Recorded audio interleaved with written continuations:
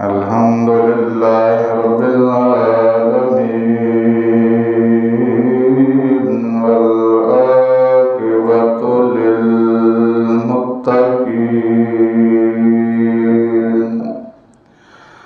والصلاة والسلام على من كان نبيا على من كان نبيا وآدم بين الماء والطين أما بعد فأعوذ بالله من الشيطان الرجيم بسم الله الرحمن الرحيم سبحان الله.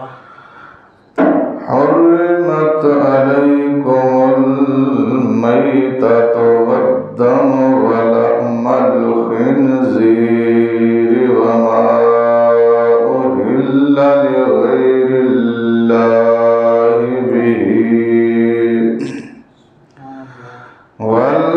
والمنخنقة والموقوذة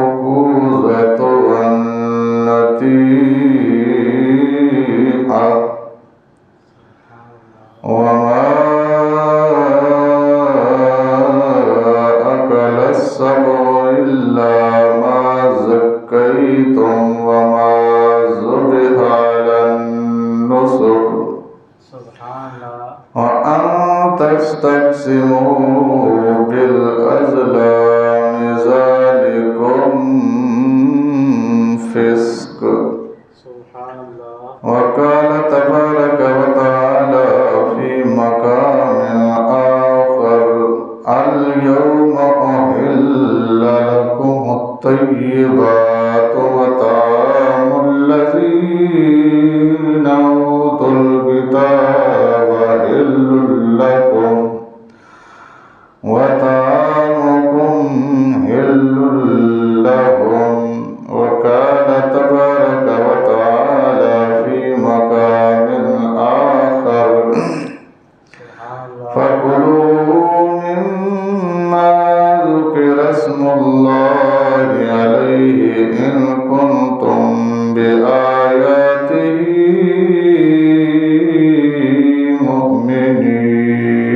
مؤمنين سبحان الله. وما لكم ألا تأكلوا مما ذكر اسم الله عليه وقد فصل لكم ما حرم عليكم إلا ما اضطررتم إليه سبحان الله. آمنت بالله صدق الله مولانا العظيم وصدق رسوله النبي الكريم الأمين سبحان الله. إن الله وملائكته يصلون على النبي يا أيها الذين آمنوا صلوا عليه وسلموا تسليما الصلاة والسلام عليك يا سيدي يا رسول الله وعلى آلك وأصحابك يا سيدي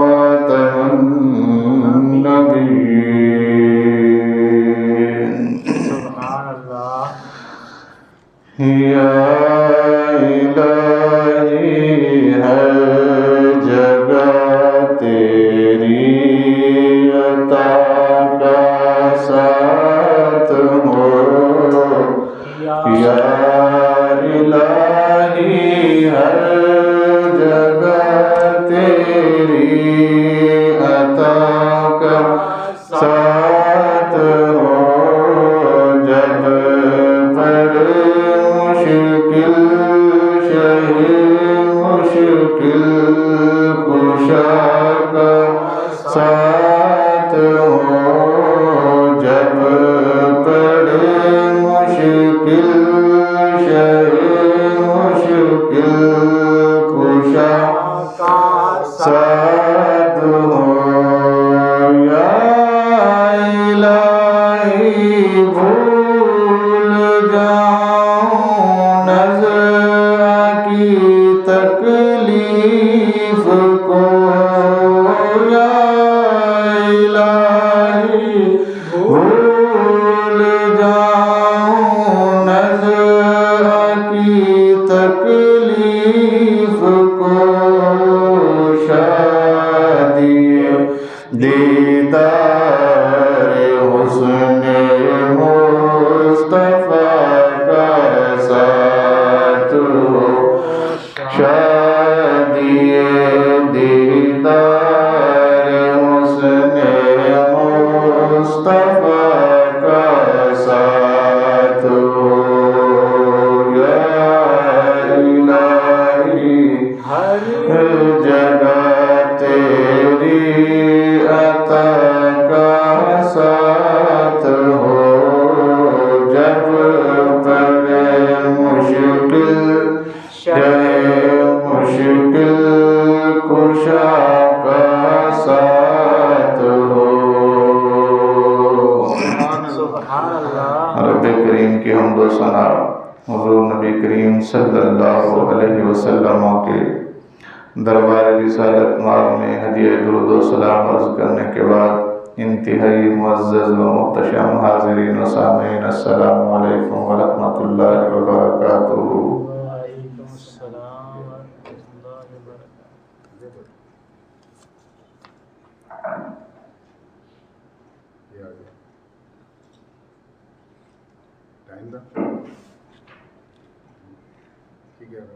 ساڑھے چھ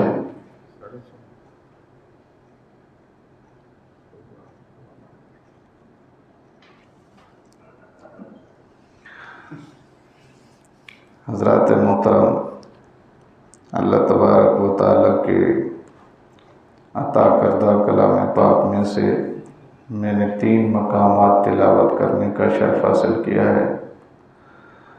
دعا فرمائے خلاق عالم ہمیں قرآن مقدس کو صحیح سمجھ کر پڑھنے اور اس پر عمل کی توفیق عطا فرمائے، آمین آمین۔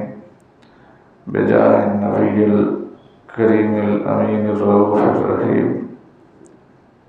سب سے پہلا مقام سورہ مائدہ سے میں نے تلاوت کرنے کا شرف حاصل کیا۔ سبحان اللہ۔ رب کریم ارشاد فرماتے ہیں حرمت علیکم، حرام کر دیا گیا ہے تم پر، المیتۃ، وہ جانور جو طبعی موت مر جائے۔ حالانکہ جانور بذات خود کیا ہے؟ حلال ہے، لیکن موت اس کو کیسی ہی ہے؟ طبعی موت ہے، بیٹھے بیٹھے مر گیا، کھانا کھا رہا تھا مر گیا۔ طبعی موت مرنے والا جانور اللہ فرماتا ہے تم پر حرام ہے۔ دوسری چیز اللہ ارشاد فرماتے ہیں وَالدَّمُ، خون بھی تمہارے لیے حرام ہے۔ کسی بھی چیز کا حلال ہو یا حرام، مکروہ ہو یا مکروہ تحریمی ہو یا غیر مکروہ ہو، خون کسی بھی چیز کا مسلمان کے لیے حلال نہیں ہے۔ دوسری بات، کتنی چیزیں ہیں؟ 2۔ نمبر 1 وہ جانور جو طبعی موت مر جائے، اس کا کھانا بھی حلال نہیں۔ نمبر 2 کسی بھی جانور کا یا انسان کا خون دوسرے انسان پر کیا ہے؟ حرام ہے۔ وَلَحْمُ الْخِنْزِيرِ، تیسری چیز جو ہے اللہ ارشاد فرماتا ہے وہ خنزیر کا گوشت ہے۔ وہ چاہے کوئی شوقیہ کھاتا ہو یا کوئی مجبوراً کھاتا ہو، بہر صورت یہ کیا ہے؟ حرام ہے۔ اور چوتھا وَمَا أُهِلَّ لِغَيْرِ اللَّهِ بِهِ،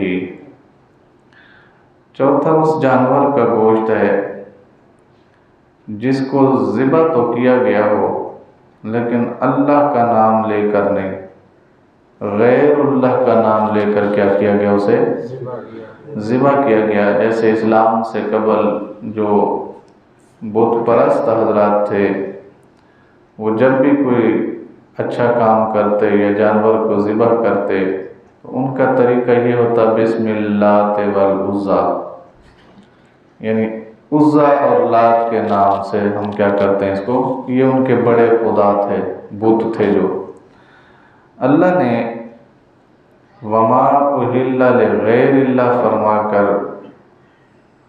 یہ سارے جتنے بھی اللہ کے غیر کے نام پر ذبح ہونے والے جانور تھے انہیں ہم پر کیا کر دیا، حرام کر دیا۔ فرمایا اب تمہارے لیے صرف وہی جانور حلال ہوگا جس کے اوپر اللہ کا نام لیا جائے گا۔ پانچواں والمنخنقۃ، منخنقہ اس جانور کو کہتے ہیں جس کے رسے میں گلے میں رسی پھنس جائے اور دم گھٹنے سے کیا ہو جائے، وہ مر جائے۔ ایسا جانور کھانا بھی ہمارے لیے حلال نہیں ہے۔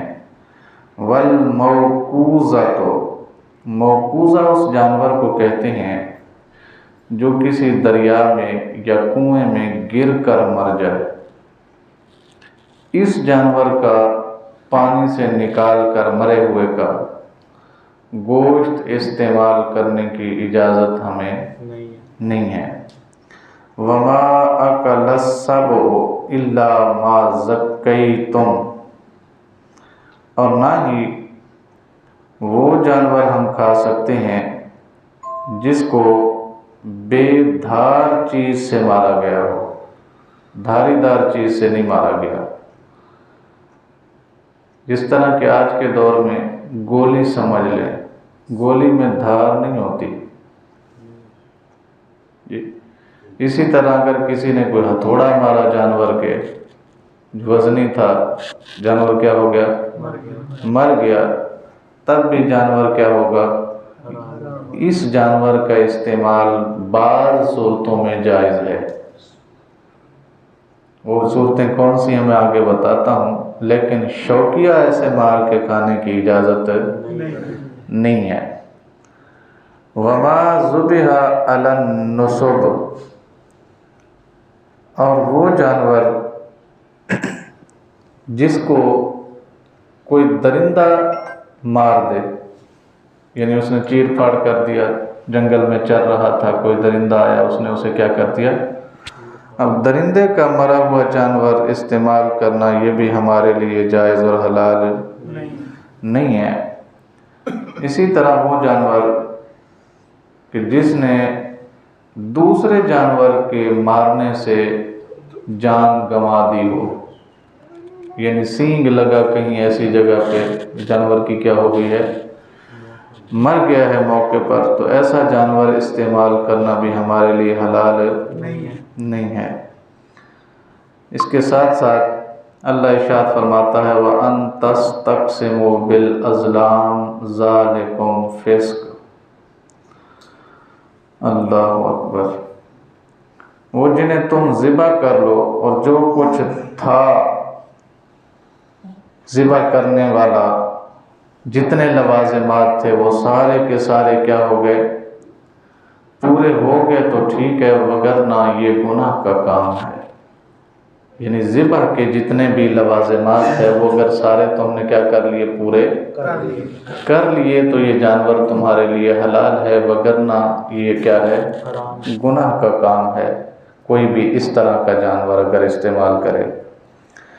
دوسری آیت مقدسہ میں نے قرآن پاک کی جو پڑھی ہے وہ ہے اللہ ارشاد فرماتے ہیں الیوم احل لکم الطیبات، آج کے دن تمہارے لیے حلال کر دیا گیا ہے پاکیزہ کھانوں کو۔ کس چیزوں کو؟ وطعام الذین اوتوا الکتاب، وہ کھانے جو تم سے پہلے اہل کتاب لوگوں کو دیے گئے تھے، حل لکم، وہ کھانے تمہارے لیے بھی حلال ہیں۔ وَطَعَامُكُمْ حِلٌّ لَّهُمْ، جو کھانے تمہیں حلال کر کے دیے گئے ہیں وہ اہل کتاب بھی کھا سکتے ہیں۔ سمجھے؟ یعنی جو اہل کتاب کے لیے حلال تھے وہ ہمارے لیے بھی اللہ فرماتا ہے حلال ہیں۔ جو ہمارے لیے حلال ہیں وہ پہلے والے اہل کتاب کے لیے بھی کیا ہیں؟ حلال ہیں، حرام نہیں ہے۔ اہل کتاب کو دیا گیا کھانا اہل کتاب کے لیے کیا ہے؟ ہمیں کتاب دے گی نا قرآن پاک، اسی طرح کسی کو تورات ملی، کسی کو زبور ملی، کسی کو انجیل ملی۔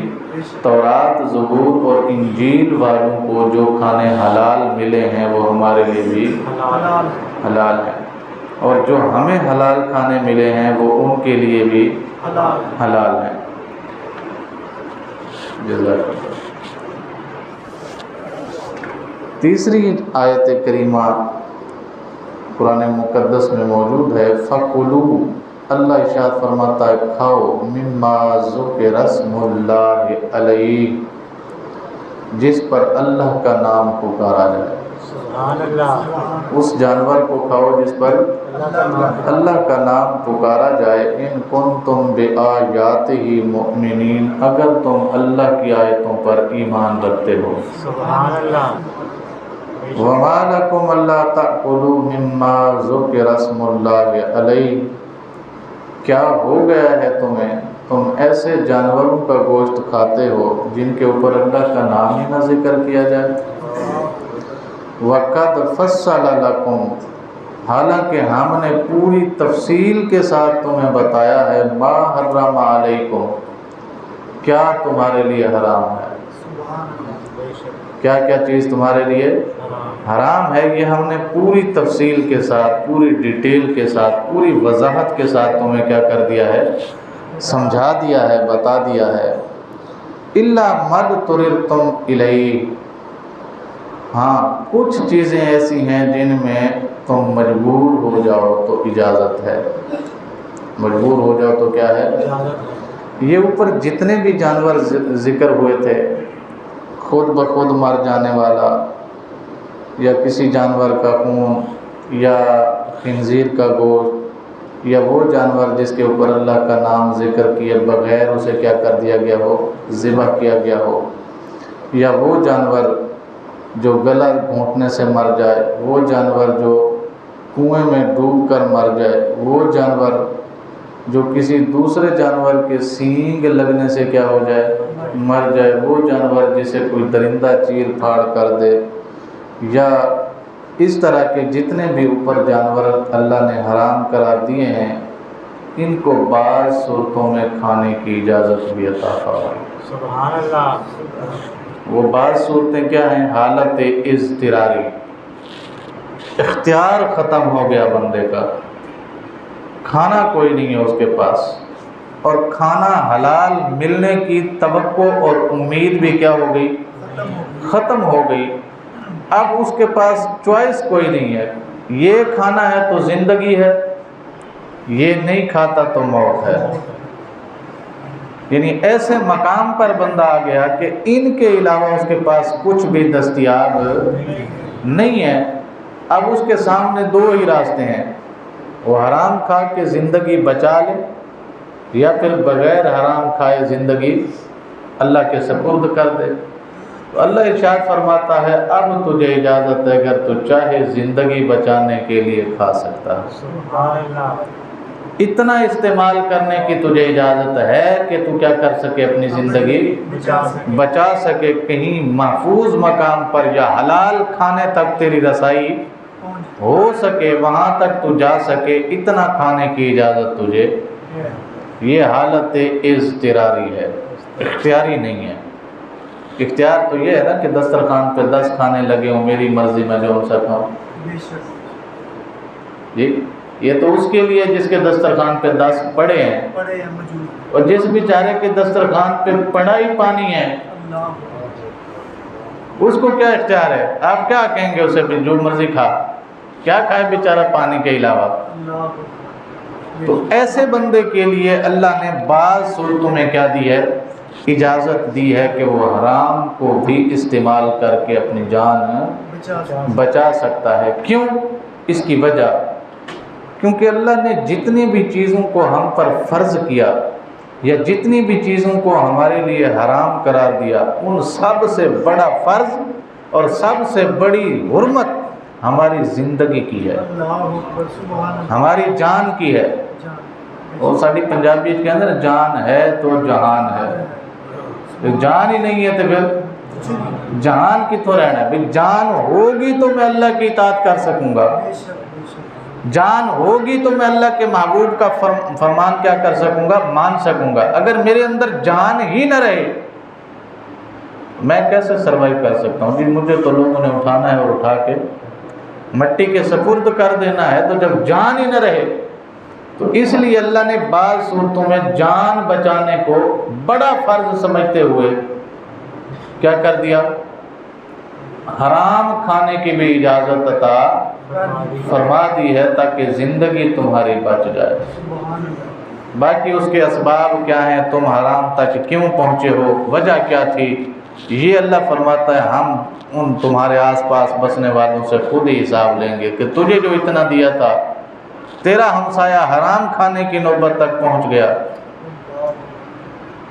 اور تو جناب محترم دسترخوان پہ 10 کھانے رکھ کے بیٹھا تھا، اس کا حق کیوں نہیں پہنچایا؟ یہ بات کا مسئلہ ہے۔ حساب کتاب ہم کریں گے جب تم ہمارے پاس آؤ گے۔ کوئی یہ مت سمجھے کہ حساب نہیں ہونا، حساب سبھی کا ہونا ہے۔ ہمارے ہاں ایک سوچ ہے جو بہت تیزی سے پروان چڑھی، میں کمایا تو میں کھاؤں گا تو پھر کی ہو گیا، میں ہی کمایا نا، جب میں کھا گیا تو پھر۔ حالانکہ اللہ کے حبیب صلی اللہ علیہ وسلم نے یہ بات 14 صدیاں پہلے فرما دی ہے کہ تمہارا کھانا وہی ہے، تمہارا مال وہی ہے، تمہارا رزق وہی ہے جسے تم نے کھا لیا یا جسے تم نے پہن لیا۔ تمہارے رزق میں سے تمہارا حصہ کون سا ہے؟ جو تم نے کھا لیا اور جو تم نے پہن لیا۔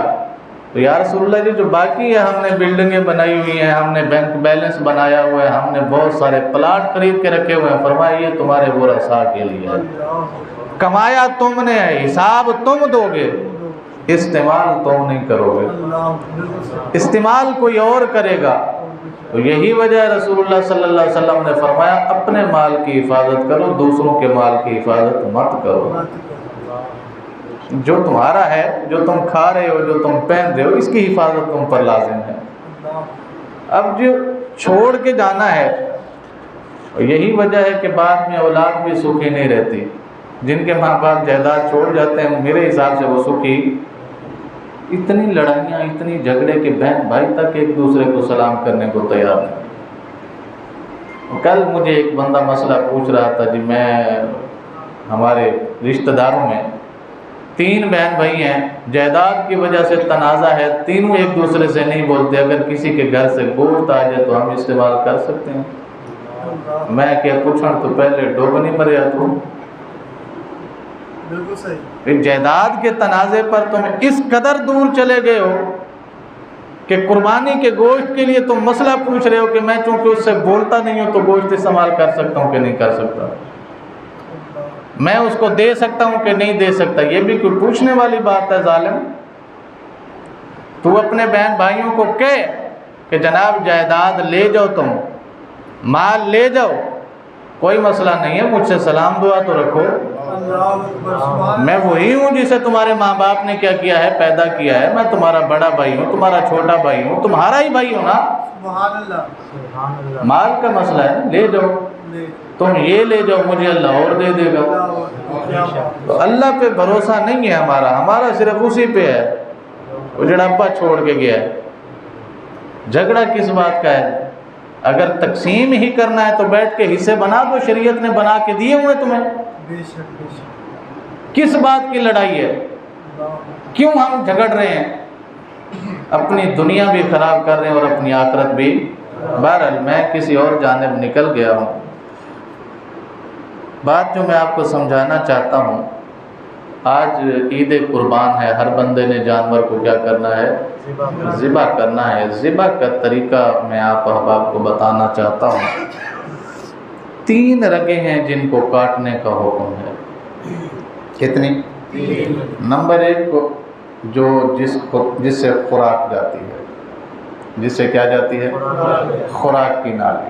نمبر 2 سانس کی نالی۔ نمبر 3 خون کی نالی۔ یہ 3 رگیں جب کٹ جائیں گی تو جانور کیا ہو جاتا ہے؟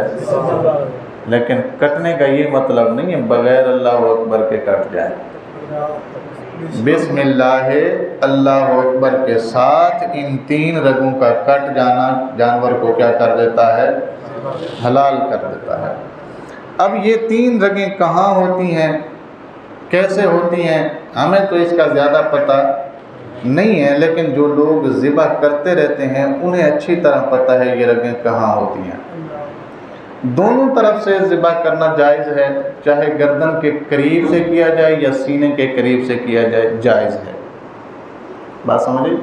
یعنی گردن کے قریب سے کرنا یہ بھی ٹھیک ہے، سینے کے قریب سے کرنا یہ بھی۔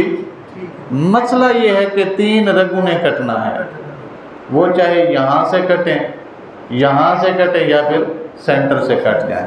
ٹھیک ہو گیا جی؟ بسم اللہ اللہ اکبر کے ساتھ۔ یہ تو ہے اس جانور کے لیے جو آپ کو تنگ نہ کرے، جس کو آپ نے لٹایا، لیٹ گیا، آپ نے اس کے اوپر چھری پھیر دی۔ کچھ جانور ہوتے ہیں جن کو اتھرا کہتے ہیں، بدک جاتے ہیں، بعض تو کہیں کے کہیں نکل جاتے ہیں۔ ایسے جانور کے لیے ذبح اضطراری ہے۔ کیا ہے؟ یہ جو میں نے آپ کو بتایا نا کہ 3 رگیں کاٹنی ہیں، اس کو کہتے ہیں ذبح اختیاری۔ جانور پڑا ہوا ہے، مجھے اختیار ہے، میں یہاں چھری چلاؤں، یہاں چلاؤں، اس نے کچھ نہیں کہنا، وہ رضا الہی پہ راضی ہو گیا، وہ کچھ نہیں کہہ رہا، نہ ہل رہا ہے نہ جل رہا ہے، اس کو میں جہاں سے مرضی کاٹوں یہ میرا اختیار ہے۔ اور جڑا میرے ہتھے نہیں آ رہا، جو میرے ہاتھ میں نہیں آ رہا، اس کو کیسے میں ذبح کروں جناب؟ ایسے جانور کے لیے ذبح اضطراری ہے۔ کیا مطلب ہے؟ ظاہری بات ہے، بندہ اس کے قریب جائے تو وہ دور بھاگ جاتا ہے یا مارنے لگ جاتا ہے، نقصان کا خطرہ ہے بندے کا یا جانور کا۔ ایسے جانور کے لیے شریعت میں جو ذبح کا طریقہ ہے وہ یہ ہے کہ نیزہ مارا جائے اسے، لیکن نیزہ چھوڑتے ہوئے بسم اللہ اللہ اکبر کہنا ہے۔ ٹھیک ہو گیا؟ پہلے شریعت میں نیزے ہوتے تھے، اس وقت کے لوگوں کے پاس نیزے کا بڑا استعمال تھا۔ آج کل ہم جس دور میں رہ رہے ہیں ہمارے پاس نیزے کا استعمال سرے سے کیا ہو گیا ہے؟ ختم ہو گیا ہے۔ یا کوئی ایسا تیز دھار چھری جس کو مارنے سے اس کا کوئی بھی کہیں بھی لگ جائے، جانور کیا ہو جائے، اس کا خون بہہ جائے بسم اللہ اللہ اکبر سے، تو ایسا جانور کیا ہے؟ حلال ہے اس کا استعمال کرنا۔ اچھا، آج کل کے دور میں اس کا آسان طریقہ یہ ہے کہ ہم گولی مار دیں۔ کیا کریں؟ ہمارے پاس جو آلہ جات موجود ہیں ان میں سے یہی بچا ہے نا، ایک لے دے کے مارنے کے لیے جو استعمال ہوتا ہے۔ آگے ظاہری بات ہے 4-5 من کا جانور ہے، تو کوئی ایسی چیز ماری جائے نا جس سے وہ عاجز ہو کر بیٹھے، تو جب گولی چلانے والا ہے اس کو کیا پڑھنا ہے؟ بسم اللہ اللہ اکبر، یہ کہہ کہ اس نے گولی چھوڑنی ہے۔ جانور کو جہاں لگے گی، جانور کیا ہے ہمارے لیے؟ حلال ہے۔ اب اس کے 2 طریقے ہیں۔ ایک یہ ہے کہ جانور ہمارے جانے سے پہلے ہی مر گیا، تب بھی حلال ہے، یعنی دور تھا نا، ہم نے گولی سے مارا ہے اسے، ہمارے وہاں جانے سے پہلے جانور کیا ہو گیا؟ مر گیا، تو جانور ہمارے لیے حلال ہے کیونکہ ہم نے جو گولی چھوڑی تھی بسم اللہ اللہ اکبر سے چھوڑی تھی۔ ٹھیک ہو گیا؟ دوسرا یہ ہے کہ جانور ابھی زندہ ہے، ہمارے پہنچنے تک بھی جانور زندہ ہے، تو پھر زندہ جانور کو اسی طریقے سے ذبح کیا جائے گا جس طریقے سے حالت اختیاری میں کیا کیا جاتا ہے؟ جانور کو ذبح کیا جاتا ہے۔ یہ تو ذبح کا مسئلہ ہے۔ ذبح سے پہلے کا مسئلہ یہ ہے کہ جانور کو چارہ بھی دیا جائے، اسے پانی بھی دیا جائے، اور جس چھری سے آپ نے ذبح کرنا ہے جانور سے دور اس کی آنکھوں سے اوجھل اسے پہلے کیا کر لیا جائے، تیز کر لیا جائے۔ جانور کو لٹانے کا طریقہ یہ کہ ایسے انداز میں لٹائیں کہ اس کا منہ خود بخود کیا ہو جائے، قبلہ شریف کی طرف ہو جائے۔ اگر جانور لیٹ گیا ایسے قبلہ کے رخ نہیں ہوا تو اب گھسیٹ کے قبلے کی طرف کرنا منع ہے، ٹھیک ہو گیا، گھسیٹ کے قبلے کی طرف کرنا منع ہے۔ اور جب آپ چھری چلا رہے ہوں تو بسم اللہ اللہ اکبر پڑھنا ہے۔ رسول اللہ صلی اللہ علیہ وسلم کا طریقہ مبارک یہ تھا کہ آپ باوضو کیا کرتے تھے، چھری چلاتے تھے، تو باوضو چھری چلانے کے بعد پھر ہاتھ دھوتے، 2 رکعت نماز نفل پڑھتے، اور اس کے بعد جو دعا مانگتے تھے وہ یہ دعا تھی، اللہم تقبل من محمد، یا اللہ اسے محمد صلی اللہ علیہ وسلم کی طرف سے قبول فرما، ومن آل محمد، اور میری آل کی طرف سے اسے کیا فرما، قبول فرما، ومن امت محمد، اور اس قربانی کو میری امت کی طرف سے کیا فرما، قبول فرما۔ اسی طرح یہی سنت طریقہ ہے، کب ہے، ذبح کرنے کے بعد جانور کو چھوڑ دیا جائے جب تک وہ ٹھنڈا ہوتا ہے، بندہ 2 رکعت نماز نفل ادا کرے، نفل کے بعد دعا مانگے، یا اللہ اسے میری طرف سے، ٹھیک ہو گیا، یا جس کی طرف سے بھی آپ نے کی ہے، میری اہلیہ کی طرف سے، میرے بچوں کی طرف سے، میرے والدین کی طرف سے کی ہے تو میرے والدین کی طرف سے۔ کچھ خوش قسمت ایسے لوگ بھی ہوتے ہیں جو رسول اللہ صلی اللہ علیہ وسلم کے نام پہ ذبح کرتے ہیں، تو ایسے لوگوں کے لیے ضروری ہے کہ وہ یہ کہیں، یا اللہ اسے میرے نبی کی طرف سے، میری طرف سے اور میری بیوی بچوں کی طرف سے کیا فرما، قبول فرما۔ یہ کب کرنی ہے دعا جی؟ جانور ذبح کرنا ہے، اس کے بعد ہاتھ دھونے کے بعد 2 رکعت نماز نفل پڑھنی ہے، نفل کے بعد یہ دعا مانگنی ہے، تو یہ ہے سنت طریقہ۔ اتنی دیر میں جانور جس کو آپ نے ذبح کر کے چھوڑا تھا اس کی جان نکل جائے گی، ٹھنڈا ہو جائے گا، پھر اس کی کھال اتاریں، پھر اس کو بنائیں۔ اور گوشت تقسیم کرنے کا طریقہ آپ کو پہلے پتہ ہے کہ 3 حصوں میں اسے کیا کرنا ہے۔ ایک مسئلہ میں یہاں بتانا چاہتا ہوں، وہ یہ ہے، اگر کسی نے کسی فوت شدہ کی طرف سے قربانی دی ہے، یعنی میرے والد صاحب دنیا سے چلے گئے، میں نے ان کی طرف سے کی ہے، یا کسی نے نبی پاک صلی اللہ علیہ وسلم کی طرف سے کی ہے، کسی نے والدہ کی طرف سے کی ہے، جو فوت شدہ کا حصہ ہے وہ اہل گھر خود استعمال نہیں کر سکتے۔ گل سمجھے کہ نہیں ہے؟ جو فوت شدہ کا حصہ ہے چاہے وہ رسول اللہ کی طرف سے ہی کیوں نہ ہو، اسے آپ استعمال نہیں کر سکتے، گھر والوں میں سے کوئی بھی نہیں استعمال کر سکتا۔ کیوں؟ یہ ایسے ہی ہے جیسے زکوٰۃ آپ نے دینی ہے، اس جیب سے نکال کے اس میں ڈال لینی ہے۔ ہم نے کیا ہے یہ ایصال ثواب، ہم نے کیا کیا ہے، ایصال ثواب کا طریقہ یہ ہے کہ ہم وہاں تک پہنچائیں جو اس کے مستحق ہیں، یہ پہنچانا ہماری، جو ہمارا اپنا حصہ ہے اس کے ہم 3 حصے کریں گے، ایک دوستوں کے لیے، ایک رشتہ داروں کے لیے اور ایک اپنے گھر کے لیے، ٹھیک ہو گیا۔ تو جو ہم نے فوت شدگان کی طرف سے کیا ہے اسے ہم سارے کا سارا کیا کریں گے، تقسیم کریں گے۔ اللہ تعالی ہمیں عمل کی توفیق عطا فرمائے۔ نماز عید کا طریقہ یقیناً آپ احباب کو آتا ہوگا، پھر بھی میں بتا دیتا ہوں۔ 2 رکعت نماز سنت عید الاضحیٰ بما 6 زائد تکبیروں کے جو واجب ہیں، منہ میرا قبلہ کی طرف، پیچھے اس امام کے اللہ اکبر، ٹھیک ہو گیا جی۔ نیت کر لیں گے، ہم ہاتھ باندھ لیں گے، اس کے بعد ہم کیا پڑھیں گے، سبحانک اللہم و بحمدک و تبارک اسمک و تعالی جدک و لا الہ غیرک پڑھنے کے بعد جو پیچھے مقتدی ہیں وہ خاموش ہو جائیں گے۔ امام اس کے بعد کیا کرے گا جی، 3 تکبیریں کہے گا۔ قرات بعد کا مسئلہ ہے، کتنی کہے گا، پہلی تکبیر ہاتھ چھوڑ دینے ہیں، دوسری تکبیر ہاتھ چھوڑ دینے ہیں، تیسری تکبیر ہاتھ باندھ لینے ہیں، ٹھیک ہے جی۔ اس کے بعد سورہ فاتحہ پڑھی جائے گی، دوسری سورت ملائی جائے گی، رکوع ہوگا، سجدہ ہوگا، پھر ہم دوسری رکعت کے لیے کھڑے ہوں گے۔ اس میں سب سے پہلے سورہ فاتحہ ہوگی، پھر اس کے ساتھ سورت ملائی جائے گی، اس کے بعد تکبیر کہی جائے گی، وہ تکبیر رکوع کے لیے نہیں ہے، وہ تکبیر کے لیے آپ نے ہاتھ چھوڑ دینے ہیں. پہلی تکبیر، پھر دوسری پہ بھی ہاتھ، پھر تیسری پہ بھی ہاتھ، چوتھی جو تکبیر ہے گی اس میں ہم نے کہاں جانا ہے؟ رکوع میں جانا ہے. اللہ تعالی ہمیں عمل کی توفیق عطا فرمائے. صفیں درست فرما لیجیے.